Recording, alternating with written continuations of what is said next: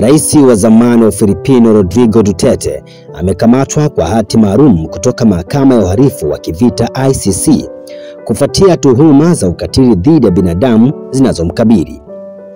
Duterte amekamatwa leo Jumanne katika uwanja wa ndege wa Manila muda mfupi baada ya kuwasili kutokea Hong Kong. Serikali ya Filipino imeeleza kuwa ilipokea hati ya kukamatwa kwa Duterte kutoka mahakama ya ICC na Interpol na kwamba kwa sasa anashikiliwa akisubiri kukabidhiwa kwa ICC. Miongoni mwa mashtaka yanayomkabili ni pamoja na ukatili mkubwa anaodaiwa kuendesha katika operesheni kali ya kupambana na dawa za kulevya aliyoendesha kuanzia mwaka 2016 hadi mwaka 2022 alipokuwa madarakani, ambapo inaelezwa kuwa watuhumiwa wengi wa biashara hiyo waliuawa kikatili. Ili kuendelea kupata habari zetu, endelea kutufuatilia kupitia mitandao yetu mbalimbali ya kijamii STN TV_TZ.